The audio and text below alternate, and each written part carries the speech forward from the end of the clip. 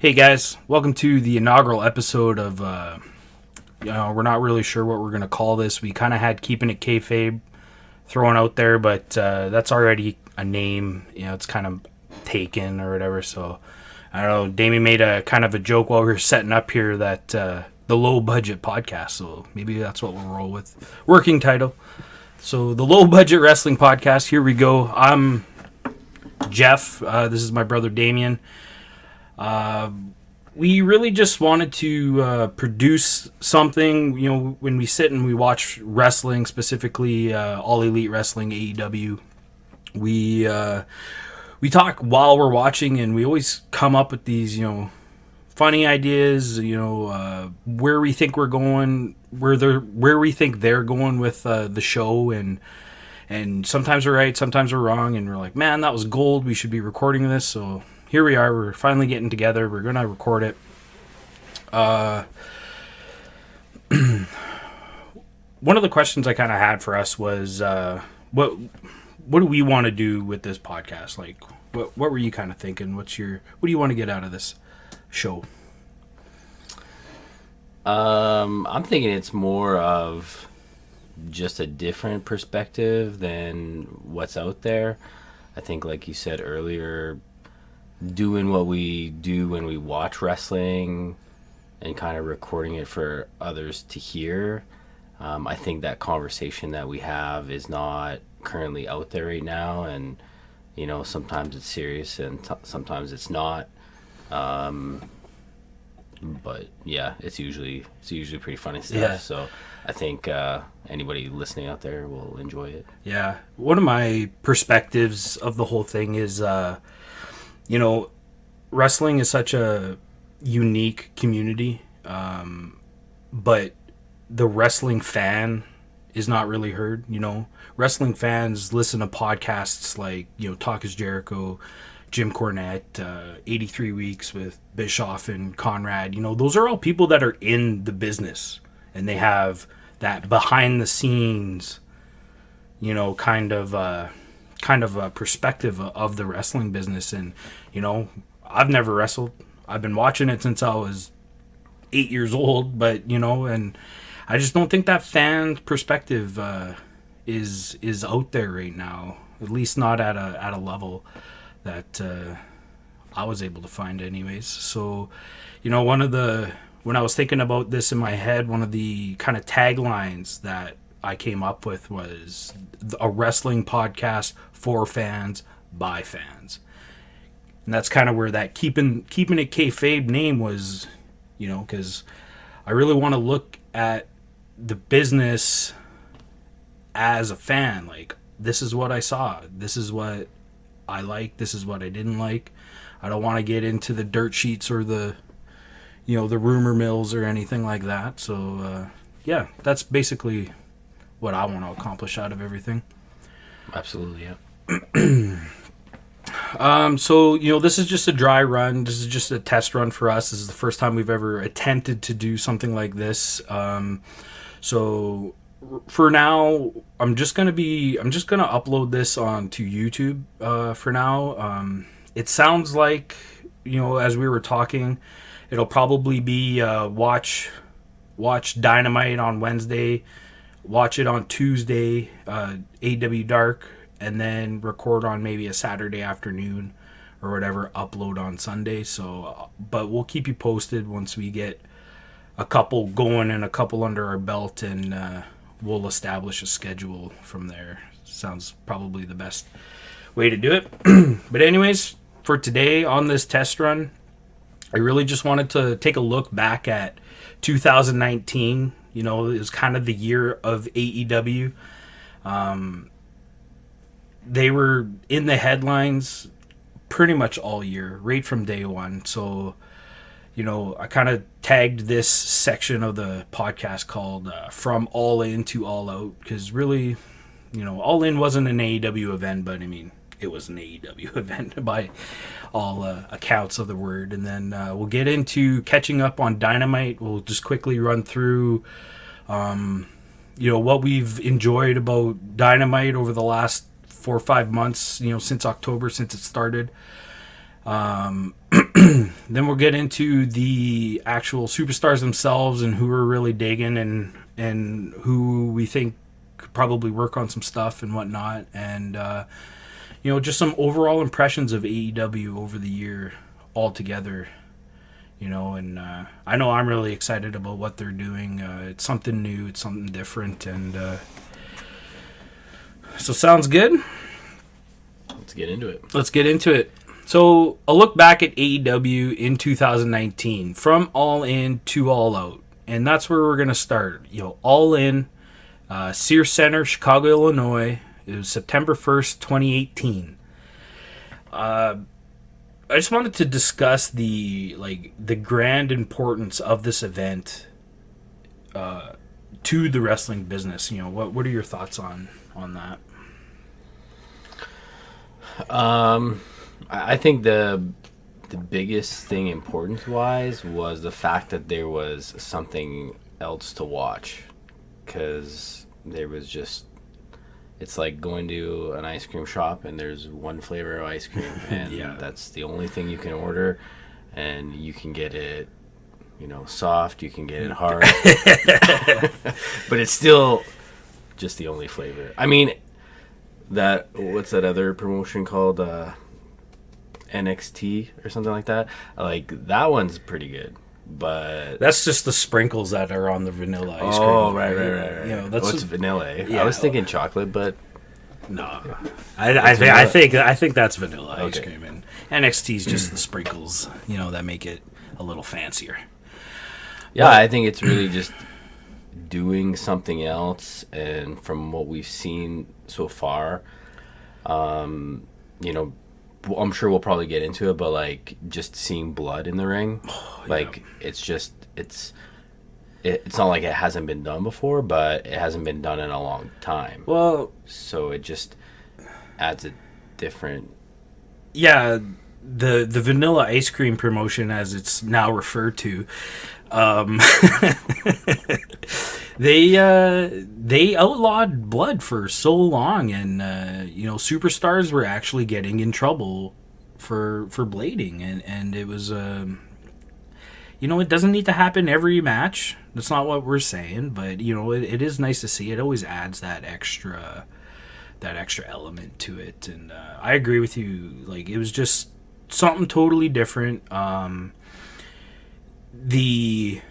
The build up to All In, we won't go too much further back than that, but we knew the story of Omega, the Young Bucks, Cody leaving the Vanilla promotion, and really exploding as a star, and it's got to be mentioned. It's all thanks to Dave Meltzer, of all people, who threw the challenge out that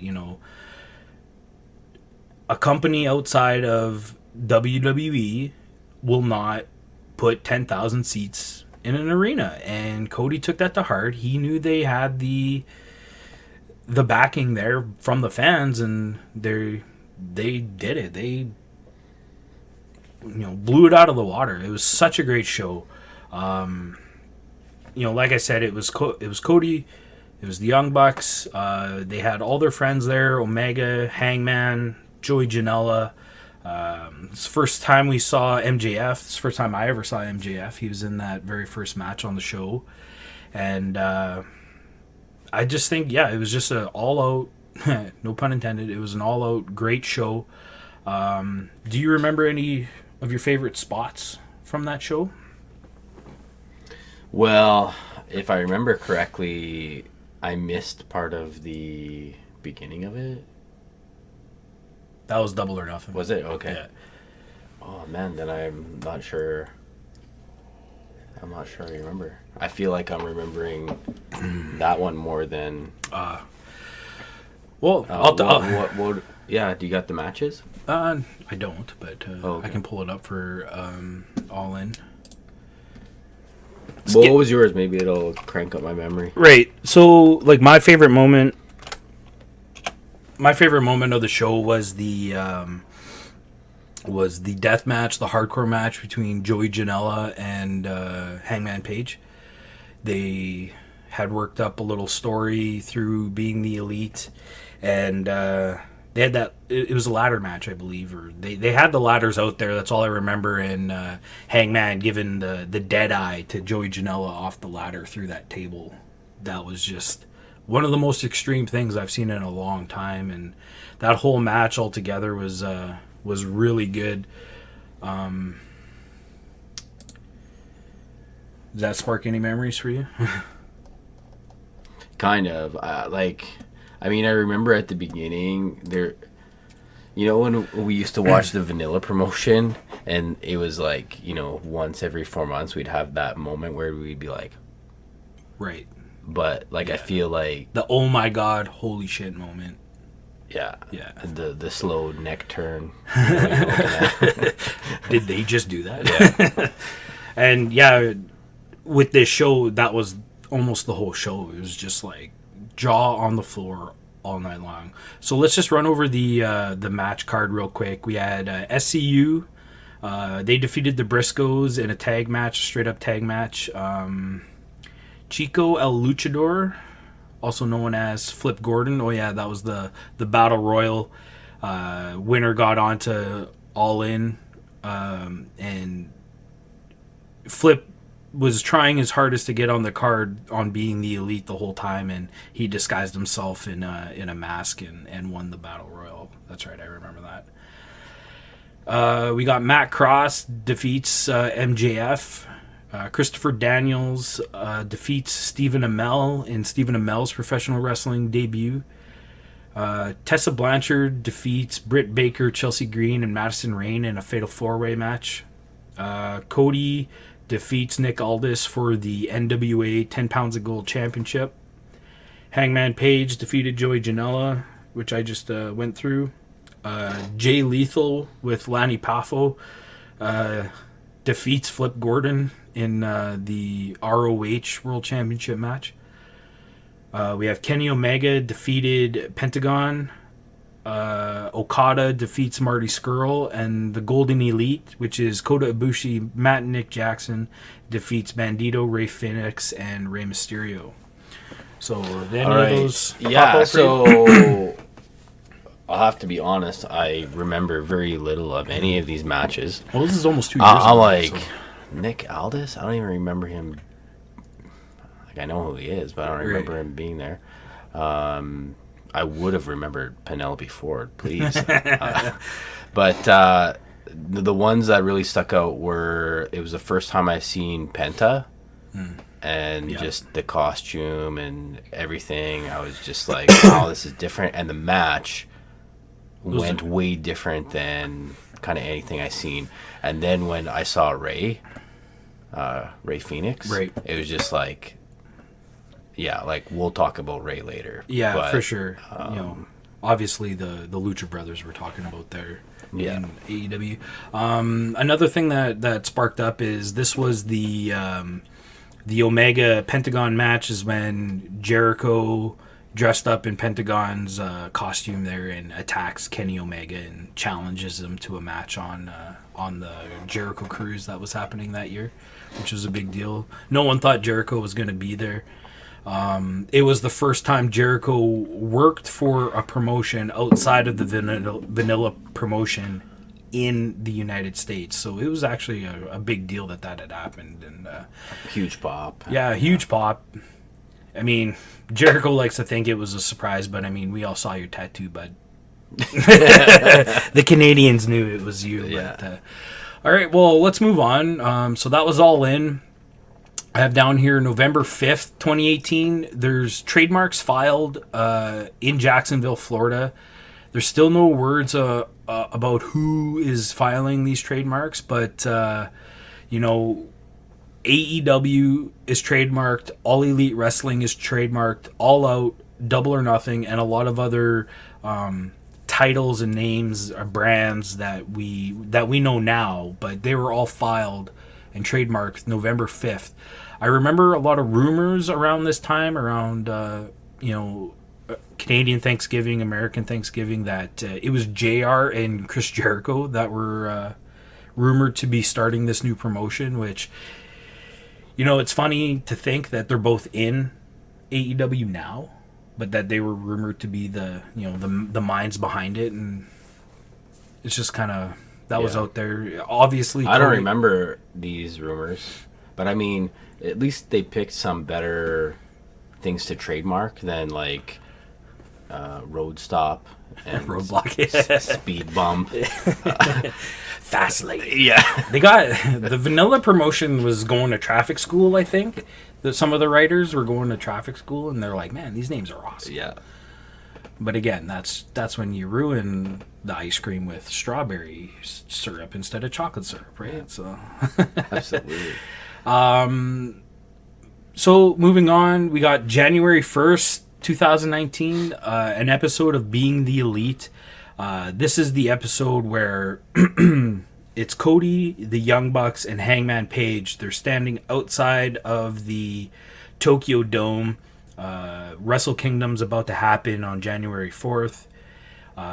They timed it for midnight 2019, and all their phones turn on, and there's this countdown, and it's like 10, 9, 8, 0, 1, or 1, 0.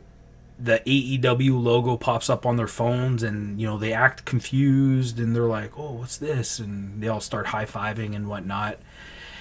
And I just remember, oh, this is it. This is the new promotion. They're actually doing it. It all started with All Out or All In, sorry.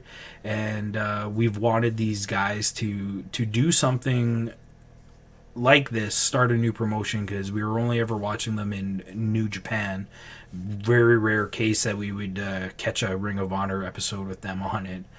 But yeah, I was really excited when I watched this. Do you remember that episode of Being the Elite? Yeah, absolutely. There was always always thought about, my first thought was, why isn't Kenny part of this? And not to get, I know we said we were going to kind of keep it kayfabe here, but I remember we knew at that time that Kenny Omega's contract with New Japan was going to be up at the end of January, and there was the thoughts, oh, is he going to make the jump to WWE? Is he going to re-sign with New Japan? There was talks of him just hanging up the boots altogether. So it was a really I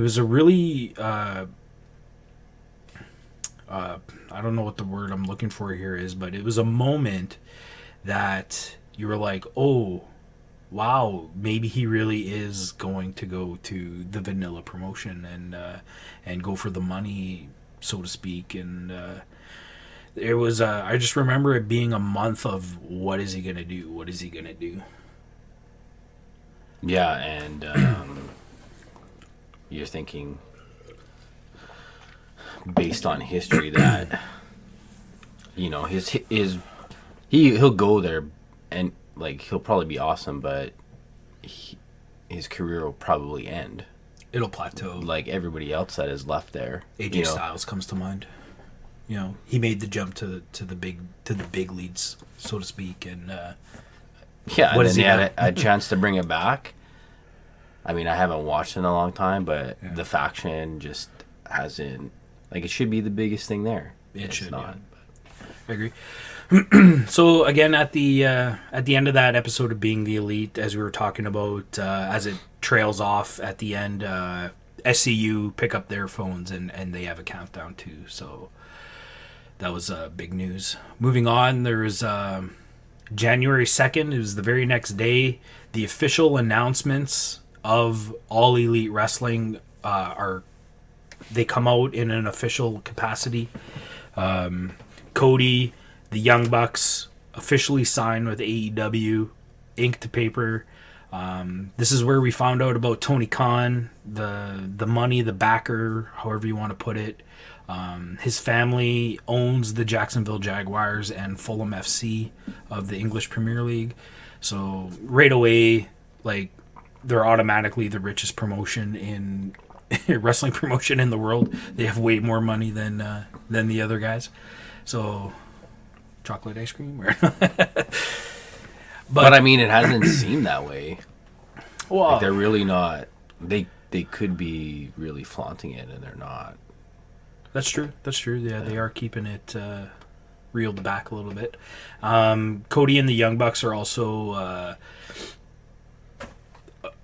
announced as executive vice presidents of the new company, which is a big deal. You know, having wrestling minds in that position is just good for business. So moving on, January 8th, 2019. The official announcement, they have the press conference outside of the Jacksonville Jaguars stadium. This is it. I remember watching this press conference on my phone, sitting in my truck during my lunch hour, and I was just glued to it. And this is the announcement of Brandy Rhodes signing as the chief brandy officer. We got the official signing of SCU, which is Scorpio Sky, Frankie Kazarian, and the Fallen Angel, Christopher Daniels. Hangman Page comes out, cuts a good babyface promo. I'm going to be the champ. I'm the face of this company. He gets interrupted by Pac, who challenges him to a match at a later date that we'll get to. Britt Baker is signed. Joey Janela. The biggest moment of the day is probably Jericho coming out. The official signing of Jericho. You know, what do you remember about this day, if you remember anything at all? This was the Cody Revolution speech. Yes. Yeah, I think that was the biggest thing, is that that imagery of the revolution and the change. We could debate whether it's actually happened, but it made me believe like things are going to be different, and I feel like to a certain degree they are, and they probably agree that it hasn't got there yet, but wars aren't won overnight. So. Yeah, I think that was the biggest thing for me, was just like, yeah, there's going to be different. I don't have to watch and take the vanilla and... Mm-hmm. And I always get the argument from people when I say, well, it's the alternative, and that's the term that they use in AEW. But they're like, well, there's been alternatives all along. You had Ring of Honor, you had Impact Wrestling, and but it was like they weren't readily available at that time, during this time. So to say, yeah, to me, this was really the first time we were getting an alternative. And that Cody speech, this is a revolution, and that was the flag going in the ground, and we're ready to go to war here. And maybe this is something we'll talk about later, but I think it's different in, I can be on the satellite and I can run into Ring of Honor or Impact or whatever. It's like, oh, I'll check them out. But it's hard to get into because you don't know any of them. You don't know what the stories are and who they are. So we're already starting with people we know. But I mean, I'm watching hockey, and at the bottom there is a promotion for AEW. Yeah. Like, it is constantly in your face. So it's not like all the other alternatives. Yeah, I can honestly say I've never seen an advert outside of during their show for any of those other promotions. So that's a good point. So moving on, we're up to February 7th, 2019. They have another press junkie outside of the MGM Grand Hotel in Las Vegas. It's the announcement of Double or Nothing pay-per-view that'll happen in May. It's branded as a ticket release party. The tickets were going to go on sale the moment the little press junkie went offline. And this was another cool little moment for the company. You got to remember, at this point, we haven't even seen any wrestling from this promotion yet. This is all just hype and social media influence that is growing behind this company that hasn't even rang the bell yet. This is where we're introduced to Kenny Omega finally making his decision. He signs with AEW. He is signed as the fourth EVP, Executive Vice President of AEW.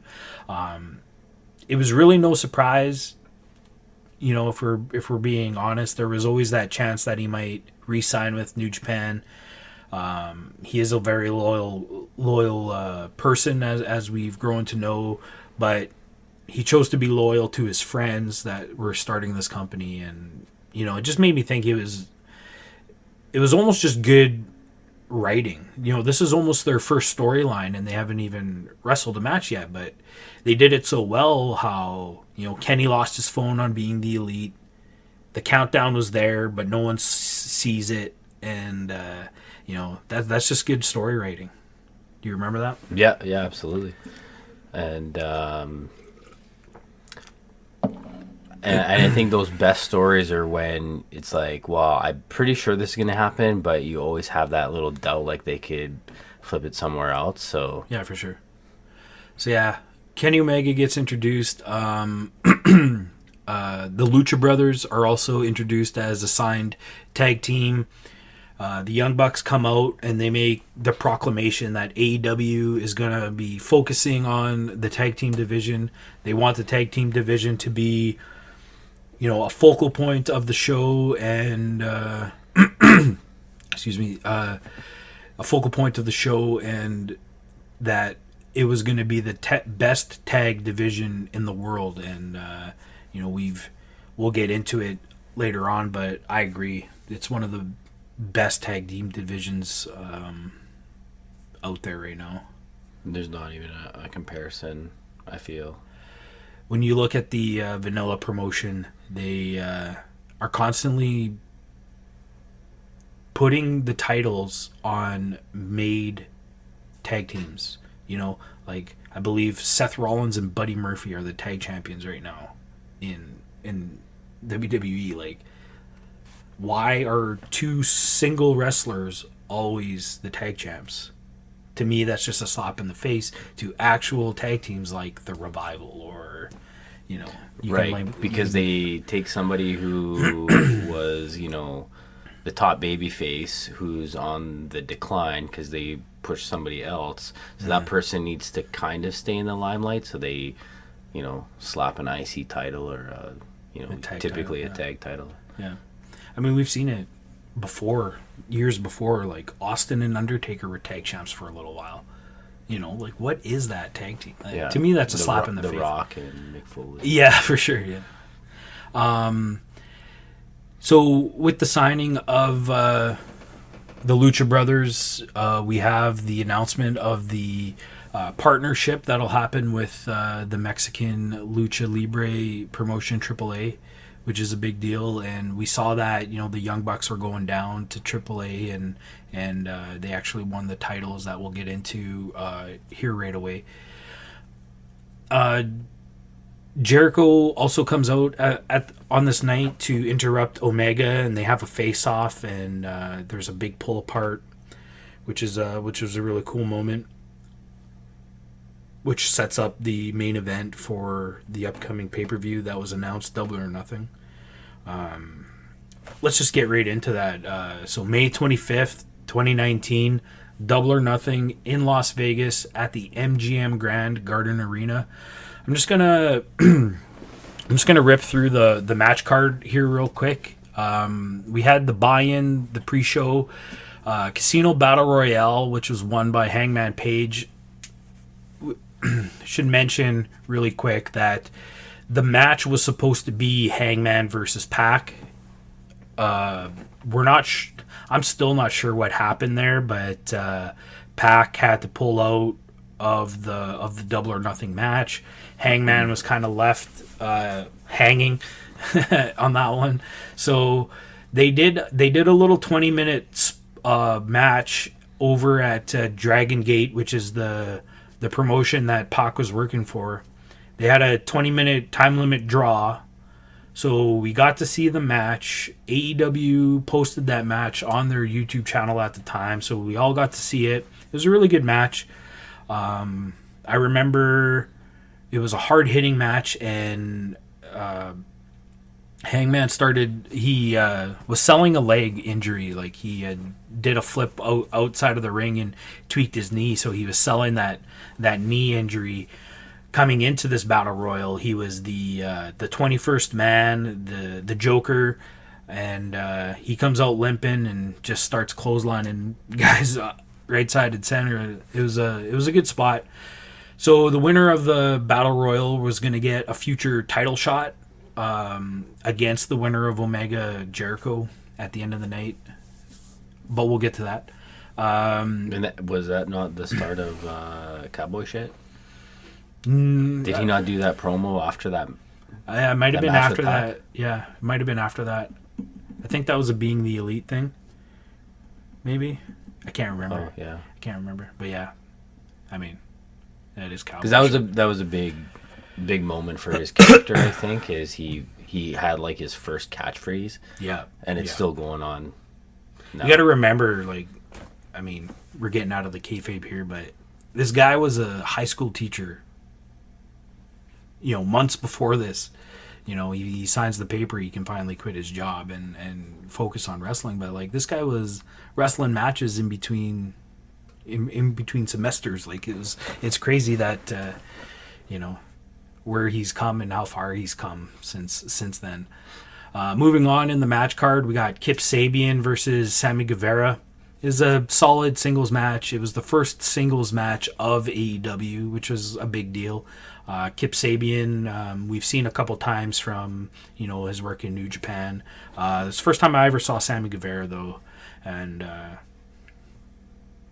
it was a good match. It was a solid match. It's not much to talk about, but Sabian goes over on that one. We got SCU versus the OWE, the Chinese wrestling promotion that AEW has a partnership with, the Strong Hearts. Solid six-man tag. SCU goes over. We have a fatal four-way in the women's division. We have Dr. Britt Baker, Nyla Rose, Kylie Ray, and Awesome Kong was a surprise entrant. It was supposed to be a triple threat match, but Brandy Rhodes comes out and says she wants this match to be awesome, and then, you know, Awesome Kong comes out, which was a big deal. We got the Best Friends versus the to be named Hype 2, which is Angelico and Jack Evans. Again, just a really solid tag match. The Best Friends go over. We got a 6-woman tag match featuring the Yoshi women, I think is how you pronounce it. The Joshi, the Yoshi, whatever. We got Hakura Shida, Ryu Mizunami. They go over on Aja Kong, Emi Sakura, and Yuka Sakazaki. Don't confuse Aja Kong with Awesome Kong. That might be something for a later episode, but I know the difference between those two. So, well, there's a huge difference. Next, we have, for me, probably the match of the night. Cody versus Dustin, and we'll get into this a little bit after what this match really meant and whatnot. But Cody goes over in that one. We have the AAA Tag Team Championship rematch. The Young Bucks, I mentioned, had gone down to Mexico, and they win the AAA Tag Team Championships from the Lucha Brothers. So this is the rematch. Again, just they're bringing that tag division out. Like, this is our third tag match already, and it's still the same show. But a great match. The Bucks go over. And then we have the main event, Chris Jericho versus Kenny Omega. Winner will face Hangman Page in the for the inaugural AEW Championship. Jericho goes over in that one. We'll get into. Also, I didn't have it written down here, but to mention that Bret the Hitman Hart had come out and introduced what the AEW title was going to look like midway through the show, which was a big deal. That was also probably a little bit of a slap in the face to the McMahons, having one of their greatest champions come out onto a different promotion. It's a big deal. It's probably what really made it real for them that this is actually a thing now. Yeah, that's a good point. I can only imagine, because I'm sure up to that point, I mean, I'm sure Triple H was watching. Up to that point, they're probably all thinking, this is probably going to die after this. But then when they saw that, it's just like, Yeah, this is yeah. for real. If having Chris Jericho on your roster wasn't legitimacy enough, now you're pulling in WWE Hall of Famers coming onto the show. Like Yeah. And that's how many have we seen since then? a lot, actually. Yeah, it's quite a bit. And then we have the John Moxley run-in, which was a really big deal. After the match is over, he comes in, he attacks Jericho, but he really focuses his attention on Kenny Omega, and there's the spot that we'll probably get into. But overall, I think this is the show that you mistaked for All In. Yeah. So give me your thoughts on Double or Nothing. Yeah, it was an amazing show. I remember being super excited for the Cody and Dustin. I did not. They did a good job promoting that on YouTube with the Road to Double or Nothing series. That's how they furthered the storyline. I thought those promos were really good. MGF had a big part in that as well. I thought. The Bucks and the Lucha Brothers, I think, like, that probably got me the most excited about. Now I want to watch every week. I want I can't wait till the next week for it to come on. Yeah, it was so different. Just the wrestling was so different, and it wasn't even like bringing back really old things. There's a lot of new things. Just the way they manipulated the ropes and the tag teams with their maneuvers where they're throwing one another, and I'm thinking a lot of Japanese influence in there for sure. Yeah. Because when the girls match, kind of had some elements of that in there as well. Yeah, I remember being fascinated by Yuka Sakazaki. She was kind of my favorite out of the Japanese women's match. She was the one with the Aladdin looking outfit, but I've never seen a woman's wrestler jump straight up to the top rope in the middle of the ropes, not having to use her hands, just leaps, balances, and then does a moonsault to the floor. That was blowing my mind. And is 50 pounds. Soaking wet. She's a small girl, but yeah, it was amazing to see. That's something that we had never seen up to that point was Japanese women's wrestling, really, because New Japan doesn't have a women's division, and that's kind of our only exposure to Japanese wrestling at that moment. So yeah, it was really good. You'd mentioned earlier the blood aspect. There was the spot in the Cody Dustin match where Brandy hits Dustin with the cane and busts him open, and it got pretty gruesome there. Yeah, I think it was perfect for a couple of reasons. One, it brought that old school wrestling. It was Dusty Rhodes, that feel of his dad. The crowd was chanting Dusty before they even locked up. That was a really emotional moment. And then I think for the story and how they portrayed, this hate for one another growing up and whatnot, or being in the shadow of one another. And you got to remember, Dusty is 22 years older than Cody, or something ridiculous like that, like 18 years older or something. So they weren't probably ever as close as people might think brothers should be. But it was a really good story. I think they pulled that match off perfectly. It had its high spots, it had its emotional spots, and I remember the promo after that the Young Bucks took the liberty of making fun of Cody for storyline purposes, but I don't need a friend, I don't need a partner, I need my brother, which was a good moment. And man, Cody can he can pull your heartstrings. He can pull your heartstrings, and he's continuing to do it all through even Dynamite. But we'll get into that. The Jericho Omega match was if we're being 100% honest, it wasn't as good as the match in New Japan. It was a more consumable match, I'll say, because it was shorter. The New Japan match was almost an hour long. But, it was just... I don't know what it was. It just didn't hit me the way the previous match went. It was still very good. We got to see the new finisher from Jericho, the Judas Effect. And, going into the whole Moxley run-in.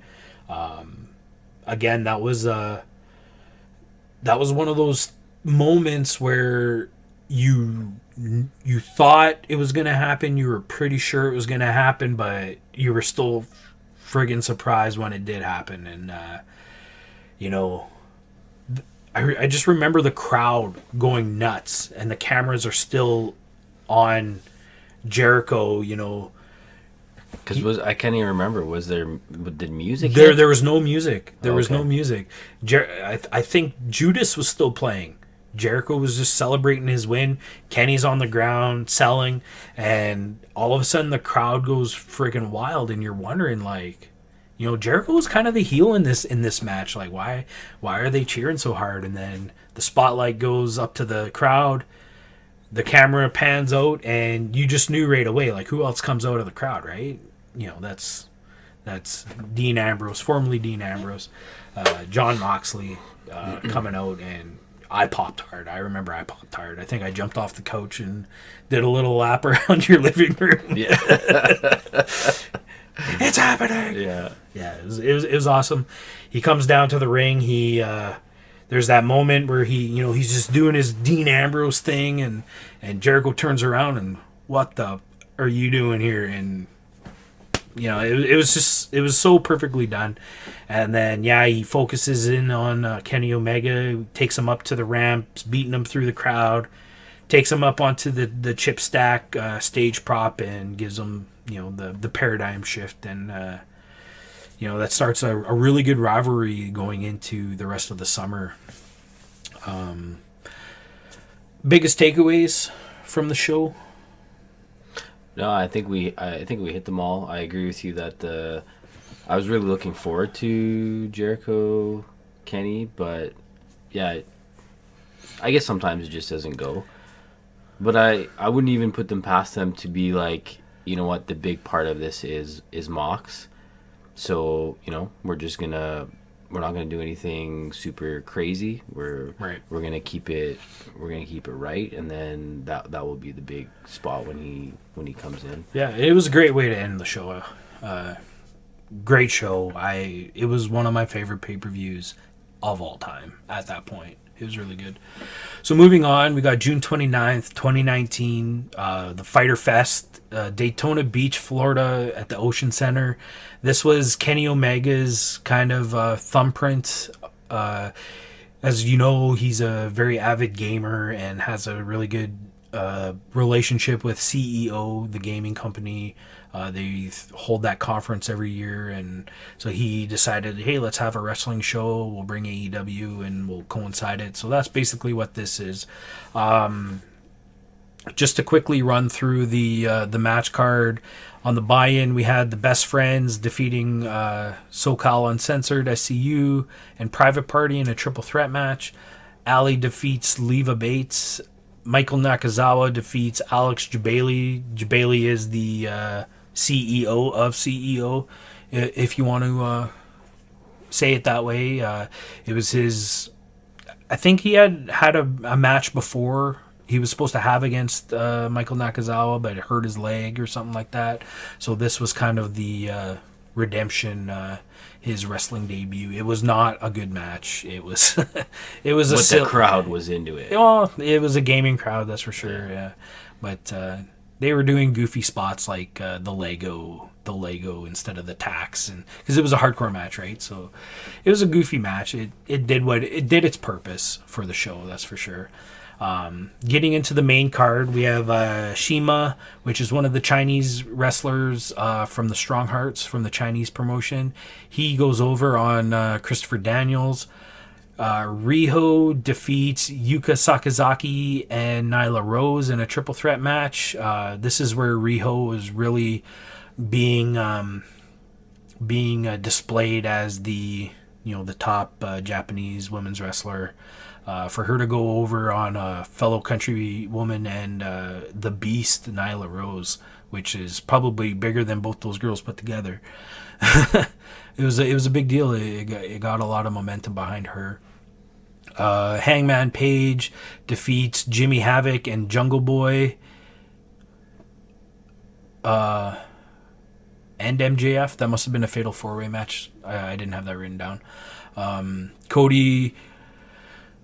So here's kind of the match of the card for me was the Cody versus Darby Allin match. They go to a time limit draw. This is the first time we were seeing Darby Allin outside of the Battle Royale. I think he was in Double or Nothing. But let's just quickly touch on this match. I thought it was awesome. Cody does a really good job of working with a young talent.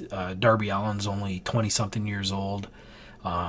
Unheard of, never seen him before, don't know anything about him, but I was instantly a fan of his right away. He's a small guy, he's quick, but he has a move set that is bigger than him, if you know what I mean. And what do you remember about that match? I mean, I remember at that time really not figuring out who Darby was. He didn't convince me at that point. But it was different. Like, he moves different. I mean, still, he moves different and does different things. The body bag, that was the one an awesome idea. And I listened to the Talk Is Jericho with Darby, and that was his idea. And so he has some really good ideas that he brings to the ring. Yeah, I thought it was a good match. I think I'm going to say this half jokingly, that was this the one match that Cody didn't bleed on since the start of... Yeah, I think it might be. I think every other match he's bleeding. Well, he didn't bleed during the match, but we'll get to that. Yeah, you're right. It really kind of put the fireworks under Darby Allin as a new guy, a homegrown guy, if you will, for AEW. So I was really excited about that. We'll get into what happened after the match after we finish through this card. Then we have the Elite in a 6-man tag match. The Elite being Kenny Omega and the Young Bucks. They go over on the Lucha Brothers and their third man, the Laredo Kid. And then we have the death match between Jon Moxley and Joey Janela, and this was friggin' retarded. Like, that match was just insanity. The barbed wire bed spots just hitting each other with everything. It was insane. It was such a exclamation point on the show. It was Jon Moxley getting back to his roots, because he was a deathmatch wrestler in the indies. So what are your thoughts on that hardcore match? I mean, as soon as you brought up that match, I'm like, I'm trying to put myself where I was when I watched it, and I remember we didn't watch this together. No, we didn't. No. And I watched this with my wife, and she watched the whole thing, and at times she couldn't even. She had to put the covers over her head, right. Like, she just couldn't even watch it. She thought it was just, why are these men so stupid that they'd put their body through this? Yeah. I don't know that I seen a match that brutal. Yeah, it's pretty crazy. So I remember the bed of the barbed wire, but I feel like there was one other spot that was equally as ridiculous. I can't. Yeah, I can't really picture it. Maybe it was the glass. He crushed glass. No, that was a different match. That was Omega. Okay. That was Omega. Okay. No, there was something else in that match. I remember I was just like, yeah, well, I mean, when you get two guys like Jon Moxley and Joey Janela together, like the deathmatch scene is something that we haven't experienced really. That's kind of an indie underground type of wrestling genre. It's got its spots in in the business, but I mean, that was up to that point. That was the most craziest thing I've ever seen in a wrestling match. That was, up to that point. I mean, we've seen some crazier things since, but yeah. And then just going back to what happened after the Cody match. Excuse me. This is where Sean Spears comes out through the crowd, and Cody turns around, and the chair shot heard around the world. Touching back on the vanilla promotion, unprotected headshots or chair shots are not a thing. You have to, all their chair shots are coming on the back, across the back. It is what it is. It's a safety thing, which I get, but I kind of feel like this was just Cody wanting to get out of that shell of, I want to do something that is just going to, get people be talking. Shocking. Almost, yeah, exactly. Yeah, and be old school again. Yeah, for sure. It made me think of The Rock, Mankind, Royal Rumble, '98, and The Rock just continually hitting Mankind with those chairs while he's handcuffed, just 30 some chair shots. Was that the I Quit match? Yeah, that was the I Quit match. Yeah. That's what it reminded me of. The 12 or 10 stitches, depending on when you heard the news. It was just, I don't know. It's just Cody just putting his body on the line for the product. It was just, I don't know. I respected him for it. I didn't think it was a big deal, but it caused a lot of controversy. A lot of the people behind the scenes are like, you can't do that. You can't do that. But I thought it was great. He was all right. It's not that big a deal. So I don't know. I just remember he's done worse things. He's done worse things since. Yeah, we'll get into that for sure. You know what? And the one last thing with this is I don't even know that was the greatest part of it. I don't know if it was planned, but Sean coming out with the chairman shirt and the next time we've seen him, I thought that was the best part of all of that. Yeah, it's too bad it didn't go a bit longer with it. Yeah, I don't know. That's because the chairman, that is brilliant. Whoever came out with that's awesome. I want to say that Sean might be hurt or something like that because we're not seeing him right now, and I don't know why. He was kind of the top heel going into this timeline. So yeah, it was a decent show. It was a short show. It wasn't their best work, if you're comparing it to Double or Nothing. But moving on, July 13th, 2019, Fight for the Fallen, Jacksonville, Florida, Daly's Place. This is a really big deal for Tony Khan and the Jacksonville community.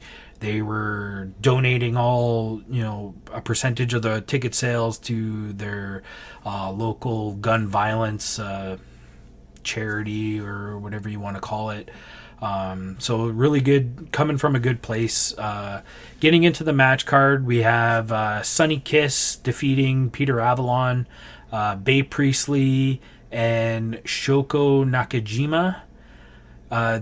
They go over Britt Baker and Riho. Getting into the main card, we have MJF, Sammy Guevara, and Sean Spears. These are the heels of the business right now. They go over in a 6-man tag match against Darby Allin, Jimmy Havoc, and Joey Janela. Brandy Rhodes defeats Allie in a singles match. The Dark Order, which they came out during Double or Nothing at one moment. They did the lights out thing and they appear in the ring and they got the masks on. We're just wondering who the hell these guys are.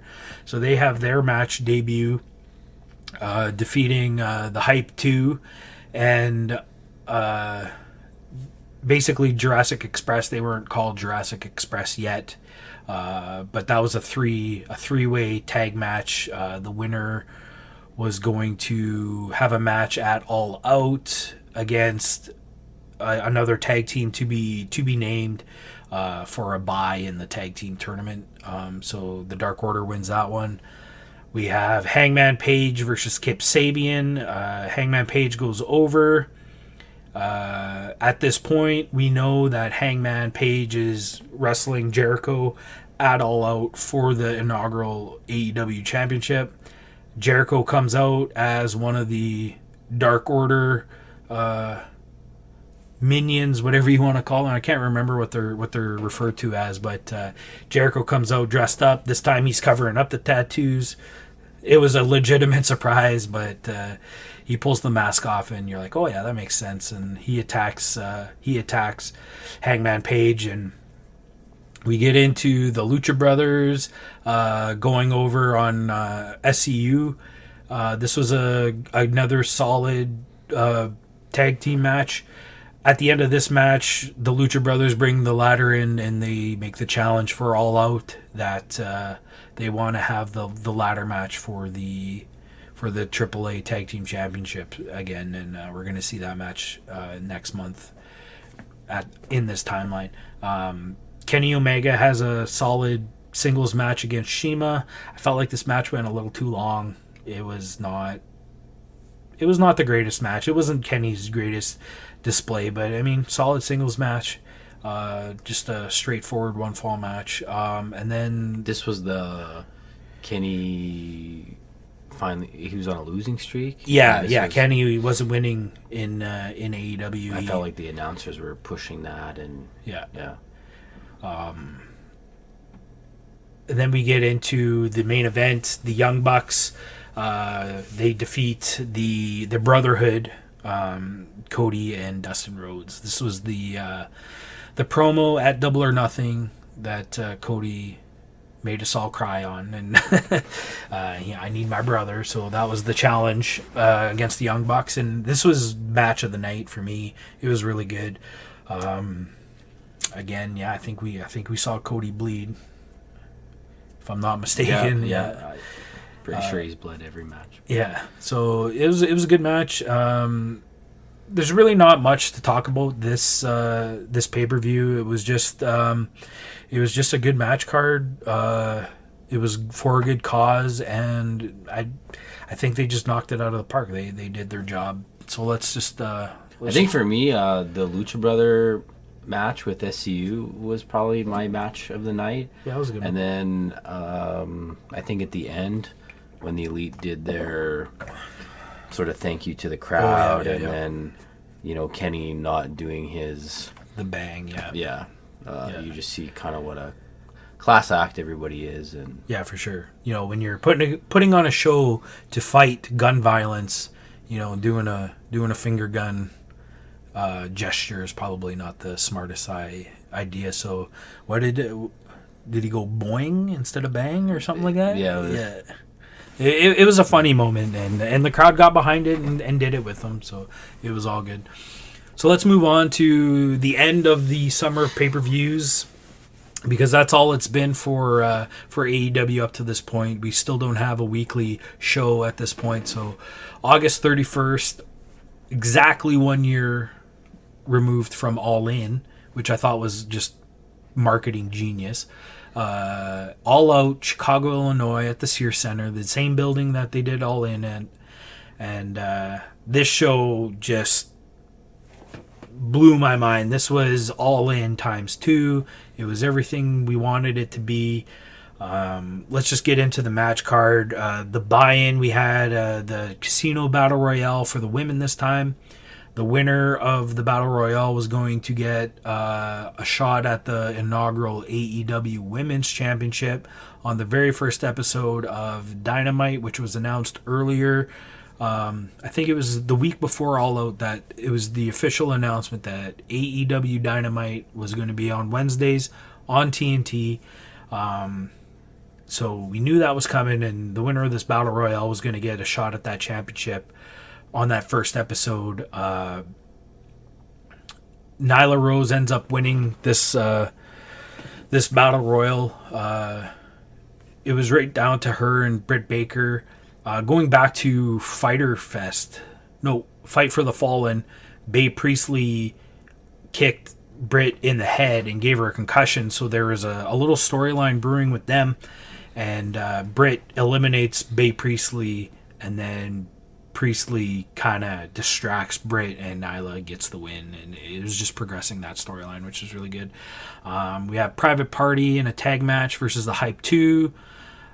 Getting into the main card, we have SCU defeating Jungle Express, or Jurassic Express, sorry. I saw Jungle Boy there and got mixed up. So Private Party goes over on them. I think that was the first round of the tag tournament, I believe. I might be wrong on that. We have Pac finally making his AEW debut. This was a really good hard-hitting match between Pac and Kenny Omega. I remember the chops. How red their chests were. And those are the two best choppers in the game. But Pac goes over by referee stoppage. He gets the brutalizer, I think is what his submission's called. I can't remember. We don't see Pac enough. And Kenny just passes out, which is I always like that better than tapping. You know, it keeps a wrestler looking strong even though he's on a losing streak. So good on Kenny for just passing out. We have Jimmy Havoc going over on Darby Allin and Joey Janela in the Cracker Barrel Challenge. It was just a hardcore match. I remember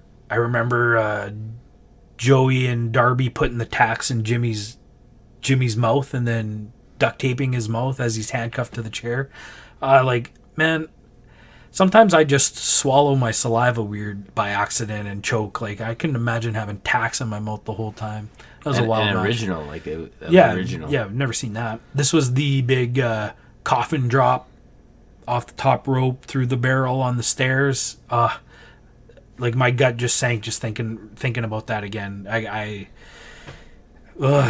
coffin drop is a deadly thing. We didn't even talk about that. Oh, when yeah, he did that to Cody. Yeah, he did that to Cody on the ring. On the apron. Yeah, that was nuts, man. Yeah. We have the Dark Order defeating the Best Friends. Oh, this was the match for the bye that Dark Order wins. So they beat the Best Friends.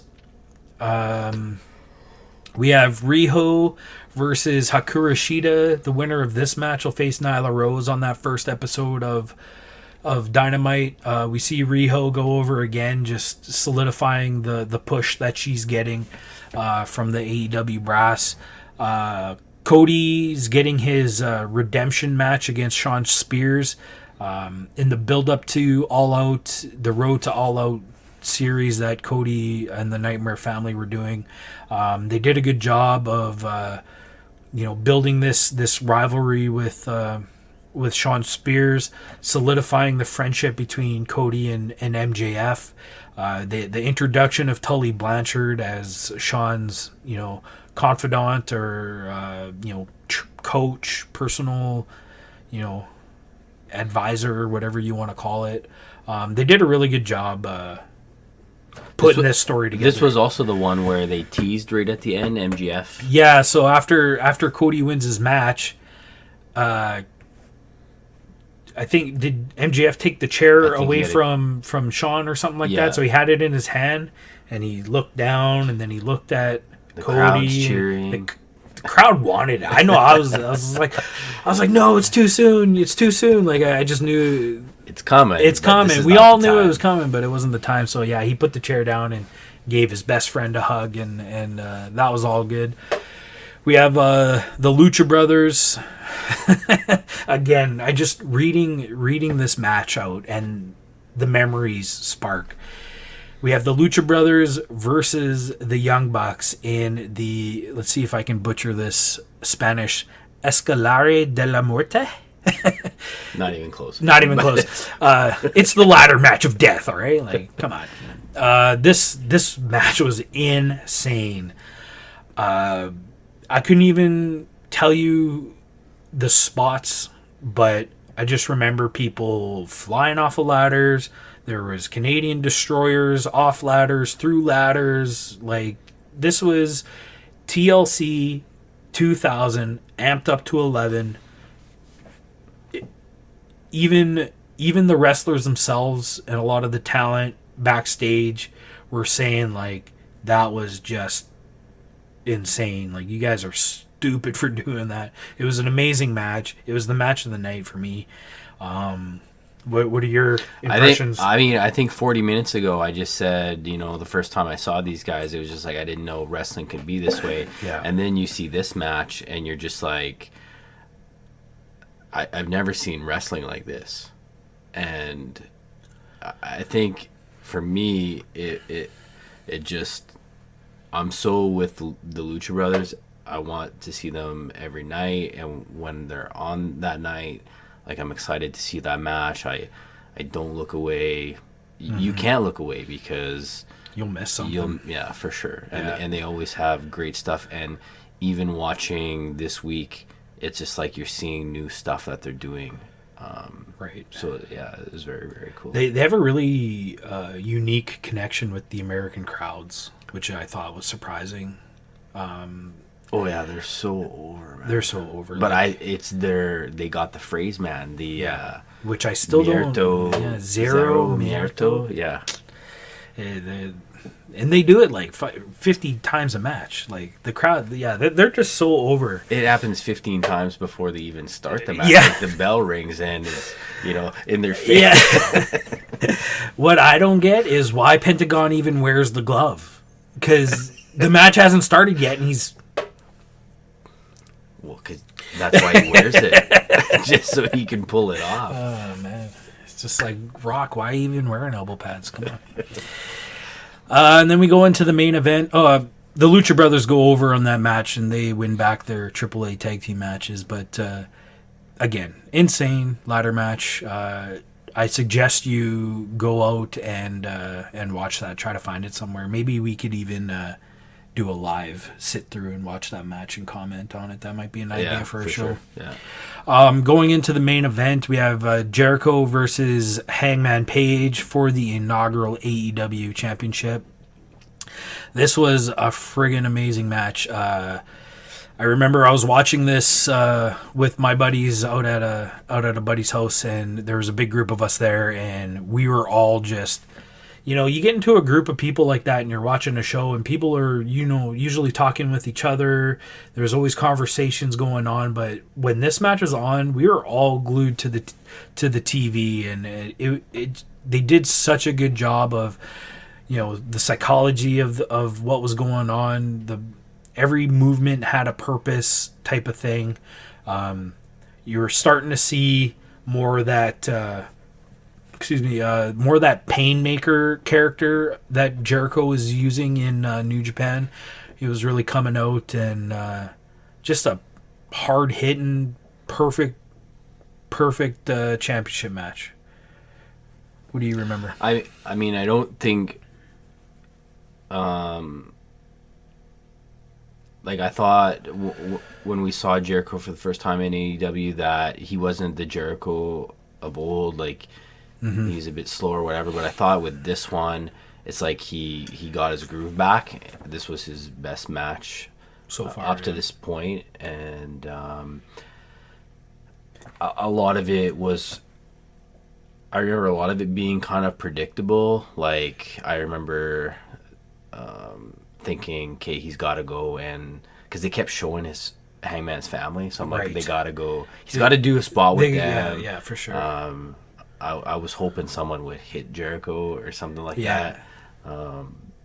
It was a great match, a great way to end it off for sure. Yeah, a lot of people, especially the group of friends that I was with, we were all very invested in the match, but I mean, they didn't they thought it wasn't as good as maybe I did.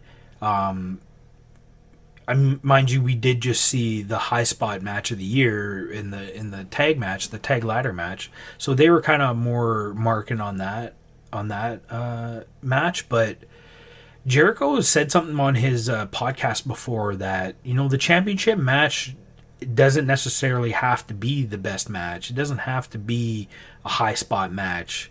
The championship match should be, a traditional kind of wrestling match. And I thought that they did this perfectly. It was hard hitting. There wasn't, the highest of high spots is maybe Paige doing a moonsault Buck Cutler. yeah, doing a flip over the rope or anything like that. It was a championship match, and they did the job. And Jericho goes over. We get to see the Judas effect again, and it's devastating force. But I wonder, like, not to get into this too much, but your friends that you watch this with, like, to me, you got to be listening to that commentary, because JR talking about Hangman, the pressure, his family being there. First time his family's watched him wrestle, I think it was the story they were going with. Yeah, I think they even talked about him being a teacher and, that kind of stuff. And this is, well, and even Hangman, his whole promos were like, it's this or it's nothing. Like, Right. I win this or I'll never be anything. You have to be watching that match with all of that in mind. So Yeah, for sure. It's not going to be a high flyer. It's going to be safe at some points, because he feels like he has to win or it's nothing. And this was also Hangman's big cowboy shit entrance. He came in on the horse. Oh, right. The one he wanted that Yeah. they wouldn't let him do. Yeah. That was always good. So yeah, All Out, by far the best show of AEW to end off the summer of pay-per-views. The next time we're going to see AEW is October 2nd for the first episode of Dynamite on TNT. So let's just move right into that. We won't get into every episode. I mean, we'll do our best to. We're getting pretty far into the podcast here, but I remember leading into, we were like a week away from Dynamite, and we had no way to watch it in Canada here. And I was starting to freak out. I was just like, man, I'm gonna have to like download this every week and whatnot. But I remember it was like the day before, it was Tuesday night, and finally the deal with TSN came through, and I'm sure TSN was happy to get back into the wrestling business. They used to show Raw way back in the day, when things were starting to get a little too Attitude Era. They pulled out, and I forget, we had to watch on like UPN or something like that for wrestling, but it was great that we were going to have the option to watch weekly, every week, live. And this is something that I wanted to support. I wanted to actually watch live so that my ratings would help.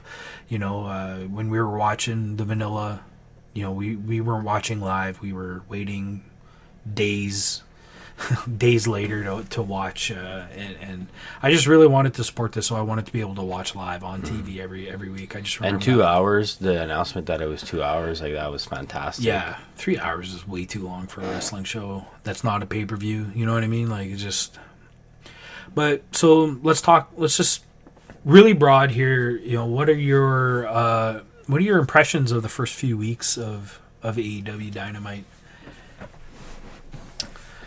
I mean, I was still excited about it. I think it's good. Did I think it was perfect? Did I think it was kicking Vanilla's butt? I don't think it was. I remember them having technical issues, that was my big and I think some of the wrestlers were not used to wrestling on TV Live, yeah. So, if you look past that, like, there's like a lot of good moments and whatnot, but it's getting better every week. And that's just it. You gotta remember that you said it exactly. A lot of these wrestlers haven't worked live TV before. You look at a guy like MJF, who was really just an indie wrestler, had never left New York, the New York area. He's never had to wrestle to a hard camera, that kind of stuff. So, in all sense of the word, the whole company is a rookie You know, it's just it's a rookie show. The production crew is green. The wrestlers, most of the wrestlers are green to working live TV, and it showed. But I mean, like, you just got to look past that, and But they're figuring it out. they are figuring it out. Every episode's been better and better Like, since. as an example, just what comes to mind is, I don't know how it is for any of the other places. I imagine it's all the same, but you know how when we go to commercial break, they do picture in picture, so you Right. can see what's going on, and then Sammy pulls out cards, and you can read what's going on. You can't hear, but you can Right. read it. Like, that's, you're learning Yeah. how the show is being produced, and you're making it better. Because quite honestly, if I don't see it live, I record it, and a lot of times I'm fast forwarding through that. And now I don't do it because You never like, know what's going to happen. yeah, like during that Darby crew. Allen did it this past week, Yeah, and yeah, so he's they're kinda- figuring it out. It's gonna get better. It's Yeah, I'm glad you brought that up, because the first couple weeks they were doing the picture in picture, nothing was happening. You know, it was like, why were you even? I understand having the picture in picture if the commercial break is during a match, and then at least you get to see what's happening. It's usually just a rest hold or something like that, but at least you're watching something. But more often than not, it was just the crowd. They were just panning the crowd. Maybe Hangman was walking through the crowd or something like that. Like nothing was happening. yeah. But I think it was the moment that changed it for the commercial breaks was in Jacksonville a couple weeks ago. Was that about a month ago? MJF was working the crowd during the commercial break. And you didn't get to hear anything, but everything was nonverbal. He's getting people to kiss his ring. He took that guy's hat off and threw it. He's kissing girls. I thought that was the moment that everything kind Yeah. of changed for the commercial breaks. And I think it was even that later in that show was the first time Sammy did the cards thing during the commercial break, which is a brilliant idea. I can only imagine Chris Jericho being in a production meeting going, hey, you know what, I watched the show, we need to do these spots better. Yeah. And then the guys are rolling with ideas. Yeah. That's another thing is the creative control that a lot of the talent have for themselves. As far as I know, like that card thing that Sammy's doing, that's all him. He probably takes the time to make each of those cards himself, which is just really cool, which you wouldn't get in the other promotion. Who are some of the stars that you're enjoying watching right now? Well, I think, as I probably alluded to earlier, the Lucha Brothers, For sure. most specifically Ray Phoenix, is my number one. I mean, I always look forward to the Elite and what they do, but I think they're really, for me personally, taking a backseat to like a guy like Ray. I think even Pac is doing well. We haven't seen him a lot, but when he does his promo stuff, like I think it's cool. He's like one of the best characters that they got going on right now, and For sure. And then Darby Allin's, I'm starting to figure him out. Like, I'm starting to get him, and he's doing real good stuff. So I'm looking forward to seeing him. Yeah, Darby Allin's one of those guys. I said it earlier that I was just on board since day one. Like, as soon as I saw him, I just liked his move set, his having the only half the face painted because he's half dead because this car accident that he was in as a kid, and everything. I'm glad he brought the skateboard out. Everybody knew he was a professional skateboarder before wrestling, and I think it was only a matter of time before it came out. You got to think, to his match against Jericho a couple weeks in, for the AEW championship, like that just creates that rocket effect for him to boost up the rankings, and what he's got going on now with Sammy and the next spot, and now he's not talking. Now he's doing the cards thing and the vignettes, which he produces all himself. Again, showing that creative control that they have. Before his pay-per-view matches, he's been doing these like little vignettes that are specific for that match. And he's producing those all. He went to film school for a couple years or something like that. So, yeah. Darby Allin is just like he's probably my number one right now. I can't get enough of him, and I like where this is going. I'm liking Joey Janela. We saw him at All In for the first time. He's always been kind of that hardcore guy. If you ever have a chance, go watch Please Don't Die, Joey. A little mini documentary on YouTube is really good, and I really like what he's doing. He's getting away from that hardcore aspect and focusing more on creating a character. I like this. He's not the bad boy Joey Janela anymore, really. He's kind of like, he's the babyface Joey Janela. So, I don't know, I think it's working good, and he's got a good storyline going on with Kip and Penelope, little love triangle thing that they got going on. Who else? Cody's doing Cody right now. What can you talk about Cody? I didn't bring up a lot of those guys because, we know they're just awesome. Dustin and Hager, I'm looking forward to that, getting more into it and whatnot. But, you expect that from those guys.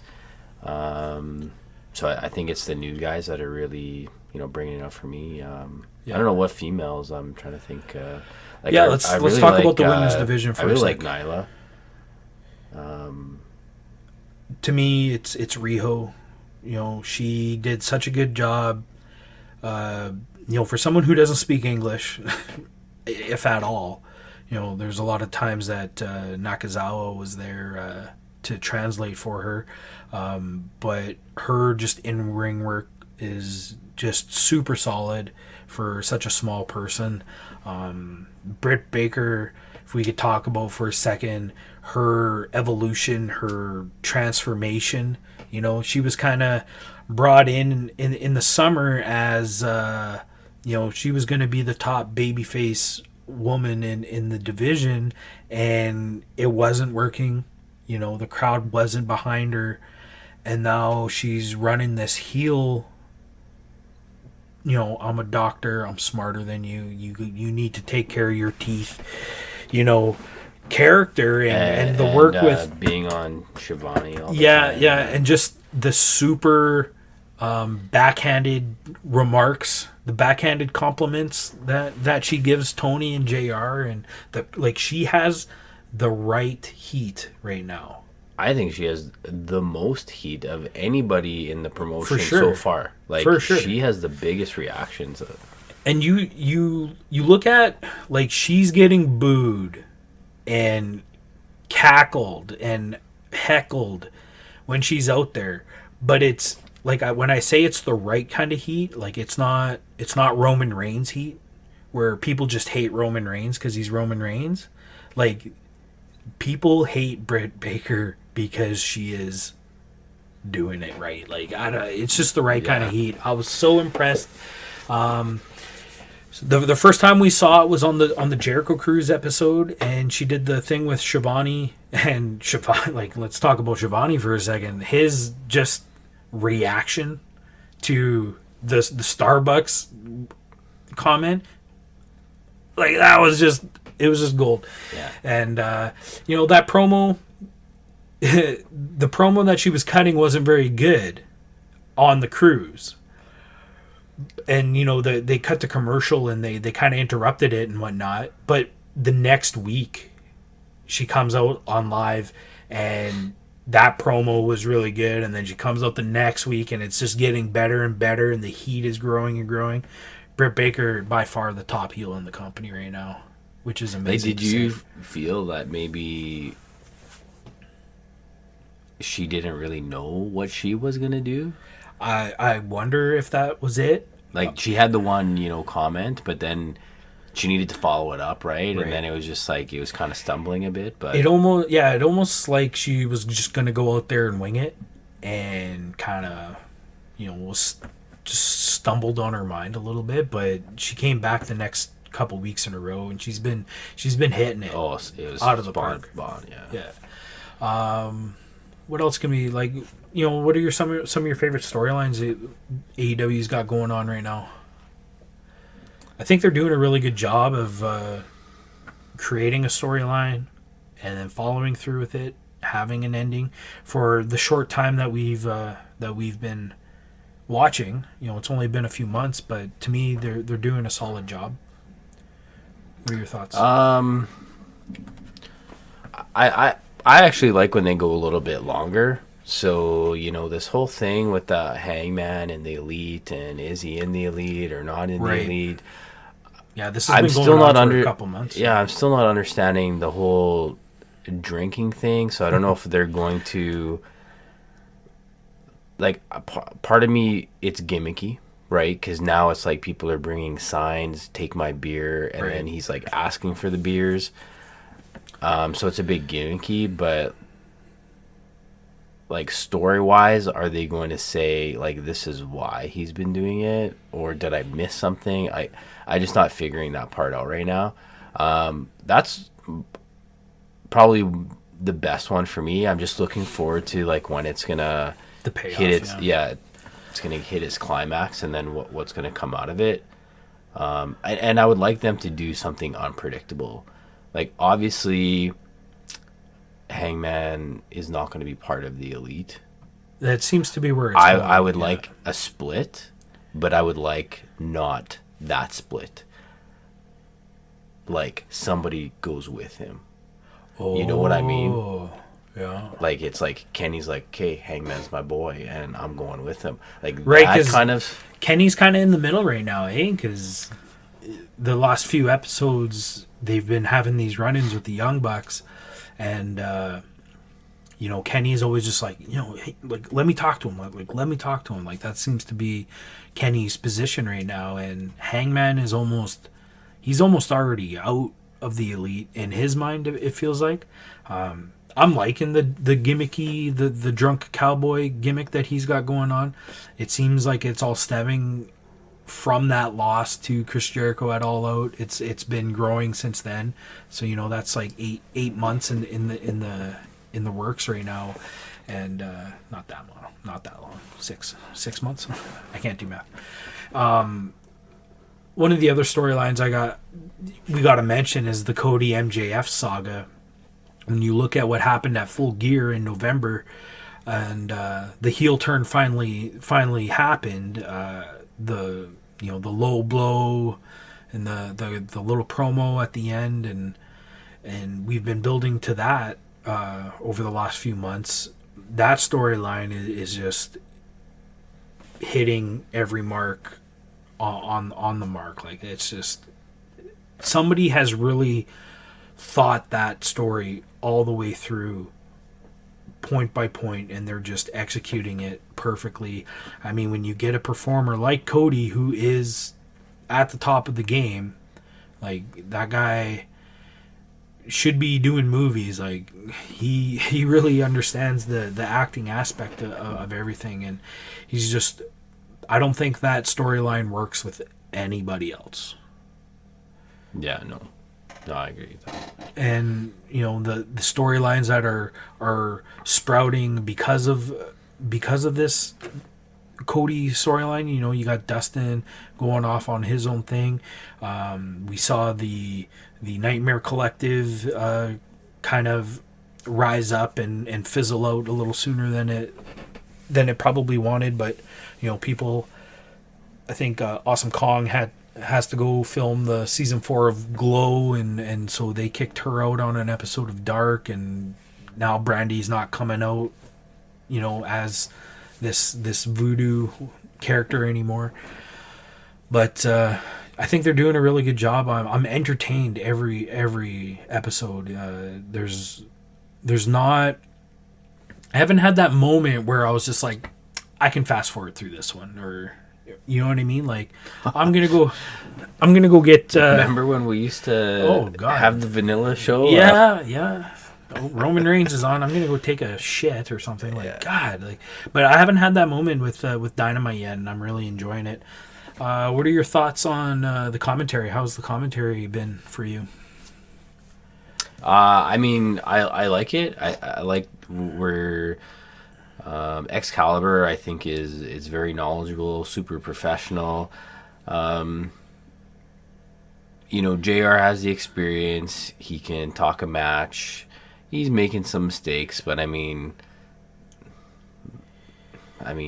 think everybody at that point in their career might do that. Yeah, well, you got to remember he's having to learn new people. You know what I mean? Like, and he's been stumbling on people's names and stuff like that. But I mean, that's just learning people, like new characters, and how to work in getting behind them, and helping them get to that next level as a commentator. I think he's been getting. I was really hard on JR at the beginning of Dynamite. I was just like come on, man, you've been doing this for 40 years. Like, how are you messing this up? But I mean, he's getting better, and you got to give him the benefit of the doubt as a veteran commentator. A bad JR is still 100% better than a Michael Cole on his best day. Yeah, and then you have Tony Schiavone, the voice of WCW. I think I made the comment when we watched the very first episode of Dynamite. I was like, man, this reminds me of Nitro. Like, just everything about it was very Nitro. It just had a Nitro feel to it, which I feel they've gotten away from. It's starting to feel like its own thing. But just having Tony's voice there is just a cool kind of nostalgic thing for me, because I used to watch Nitro quite religiously, actually, in the late 90s there. But I think the commentary group is doing its job. We have Taz in there now, who is probably one of the best color commentators that WWE ever had. He's fully signed with AEW now. He's been doing AEW Dark and knocking it out of the park with Excalibur.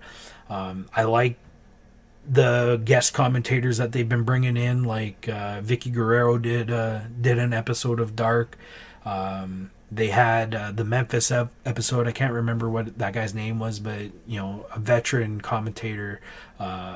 He did a really good job, and yeah, I think they're handling the commentary really well. Everybody's saying what they need to say, and it's showing in the rise of the talent. So as we close up here, if we had to build a top 10, power rankings of all the AEW talent, what are you thinking about? Like, who would be at the top? Yeah, let's just start at number 1 and work our way down. Holy man. Like, yeah, I know you. I think it has to be Cody at the top. I think it's, if anything, it's the spirit, the heart, that it just seems everybody is following him. Like, we could argue Moxley. I feel like Moxley, even as what everybody talks to him, whenever he's mentioned, it's just like Moxley's the big guy. Like, Moxley is the man. Mm-hmm. But I feel like it's Cody that's really leading everything. Cody is taking his role as the general in this revolution to unmentionable levels. Like, it's just... And I mean, if it is for absolute true that he will never ever wrestle for the title, then there's a storyline we never talked about. Yeah, like, that is totally killer right there. It just shows you that it's not about belts for him. He just wants to put some good wrestling together. And he is doing some insane spots, but we'll talk about that more in depth. I think he mentioned it. Yeah, John Moxley's probably my number 2. You just can't help. He's undefeated in singles action in AEW. He's doing everything and anything. You know, he's doing the hardcore matches. He's doing the straight up one fall matches. He's taking on the Inner Circle, you know, by himself basically. And yeah, he's a star. He's always been a star. You called that from the first time we saw him in the Vanilla promotion. You know, like, these two guys are getting all the attention, but this is the guy that's gonna be the star. And yeah, it's just you hit it the nail on the head. Because he didn't have to talk. I'm like, rewind that. Like, look at how he's pacing in the background, and he's like shaking. Like, yeah, that is so. It felt so real to me. I'm like, that guy's gonna make it. Yeah, and he did. So yeah, so I agree. Cody number 1, Moxley number 2. Who are we looking at for number 3? I think we have to say Jericho here, for much of the same reason as Cody. He's the leader. We're following him. I remember when we learned about the Inner Circle, and we're like, really, this is the name he came up with. But now I love that name. Yeah. I think it totally fits, and it's like a stupid clipboard, and he's getting the clipboard over. Yeah. Like, it's classic Jericho. Mm-hmm. He's got the catchphrases. He can get anything over, eh? Yeah, he's an exciting part of. And people hate him, and they freaking sing his song for 10 minutes. So. It's funny how that started, and you know, the show lets the crowd get that chorus in, because that's about a minute and a half into the song, and as soon as they do that and they cheer, it's right to booing them. Like it's only Jericho could pull that off. Yeah. And he's just the veteran of the locker room. Like, he's been in this business for 30 years, and it shows. And I'm sure he's imparting the wisdom on the young guys, and telling them where they're going wrong and where they're not. Moving on, number 4. Do you agree with that one? I mean, you could slot here. No, that's exactly where I had Jericho, was number 3. Looking at a number 4, you got to think the Young Bucks, maybe Paige.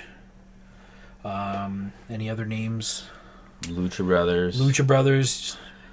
Not just because I like them. I think they don't really get on the mic very much. When they do, they're absolutely followed and chanted and repeated. But I don't know that anybody has performed as consistently as they have every single night. So yeah. I think they deserve to be up there. So if it's 4, possibly 5. Yeah, now that you mentioned that, I agree. Yeah, the Lucha Brothers are probably, even though they're probably lower in the rankings according to AEW, because they've lost a couple times and whatnot. But yeah. The crowd, they're too over with the crowd to not have them up there in the top 5 for sure.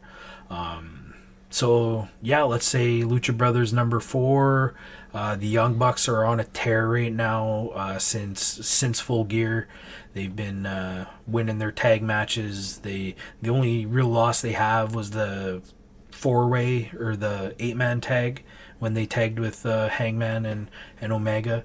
And that wasn't even their fault. The Young Bucks are the Young Bucks, right? Like, they are the whole reason this company is a thing almost. And, you know, their matches, you can't not watch their match. Like, they're very much like a Lucha Brother. It's just a different style. Yeah, you could really have those two tag teams either spot, but definitely top 5.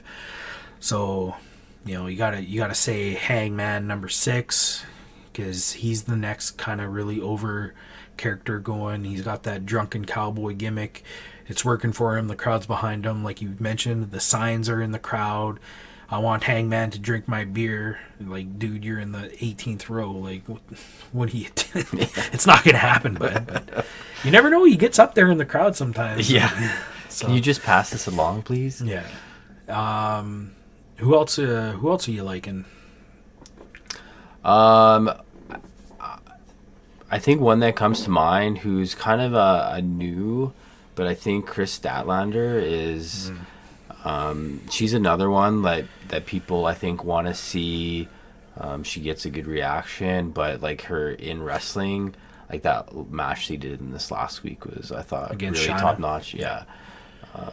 So I feel like she's gonna. I'm putting her up higher just because I think she's gonna be. She's gonna be there. going places, and Yeah. and if they do something with her and Britt Baker, I think that would be pretty cool. The thing about Statlander is she debuted on Dark, and you have to assume that not everybody who's watching Dynamite every week is logging on to YouTube on Tuesdays to watch AEW Dark. And just because she debuted there, and all of a sudden she's on Dynamite every week. And she was on Being the Elite. Yeah, and she's got her bid on Being the Elite. She's got this weird, I don't know, flirtation with Orange Cassidy, who's somebody that we didn't talk about tonight. But this last week she was with somebody else. Yeah. Well, it was the Best Friends, wasn't it? It was Best Friends. Yeah, it was. They were sticking celery up their noses or something. Yeah. But yeah, I agree. Statlander can be up there. If we're talking Statlander, we got to talk about Britt Baker. Like we mentioned earlier, she's the top heel in the company. I don't think anybody's touching the heat that she has. And like I said, it's the right kind of heat, and it's working. I would say if it wasn't for the heel turn, I don't know. I think Britt's not in. I this think top Britt. 10, yeah. I think Britt would be my biggest disappointment. Not because she didn't necessarily perform. It's just, well, maybe it's part of performance. I think her in ring. And it could just be who she was paired up with. It just wasn't there, but like she's an exciting thing now. Yeah, I'm sure the matches will come. I feel like the women's division is a little imbalanced that way. Like everybody's either really small or really big, and now that we have Shanna and Statlander, and those are girls that are more closely sized with Britt Baker, so maybe she'll get that in-ring credibility up now that her character is taken off. Yeah. I think when you say that, it's probably for all wrestling promotions, that's been the biggest challenge is that, yeah, they're always really big or they're always really small. And that's why I think like for Ryu, it's a lot of the matches can be awkward because it's like, okay, there's no way she flipped her. Like she's 18 times heavier than she is. Like Nyla Rose is not doing that. I think, we can just mention Nyla Rose for a second. Not that she's in the top 10 for me, but I think she's selling too much for some of these smaller girls. Like Riho was making her stumble back, and like you can't do that when you're a big girl like that. You got to structure your match around something else. Like I know you're trying to keep the push on Riho because she is the top dog at the time when she was champion, but yeah, when you're 4 times bigger than your opponent, you can't be selling, and that's something that Jericho is probably talking to her about because I've heard him mention that on his podcast before. Yeah. Darby Allin's got to be in the top 10 for sure. He's working this now that his throat's injured and he can't talk. He's really running with that, and just his work with the vignettes, and you got little kids in the crowd painting their face. Like you can't deny that Darby Allin is part of that top 10 conversation for sure. I don't even know what number we're at, but that's 9. That's 9. Okay. That's 9. So who can we round it out with? MJF. Got to talk about MJF, I think. Yeah, I think you have to put him. To say he's a 10 really sounds ridiculous. But, well, yeah. But maybe it shows a little bit of what the depth is like. Yeah. I think these last 4 spots, Statlander, Baker, Darby Allin and MJF. You could really have them in any order. But maybe we shouldn't have did 10. Yeah, maybe we should have did 10. Maybe it should just be a top 5, but we'll work that out. But yeah, MJF, I don't think this storyline with Cody happens without him. I don't even know what Cody would have done, but yeah, it had to happen. Every hero needs an enemy, right? So I think MJF is the one, and he's pulling it off. So that's our dry run of the podcast, the low budget podcast.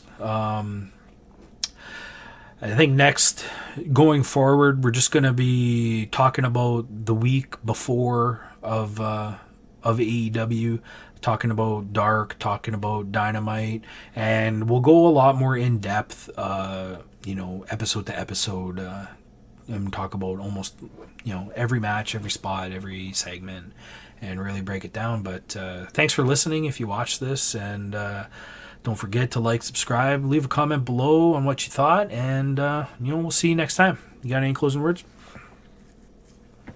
No, excited to do the next one. All right. Thanks, guys. Peace. Peace.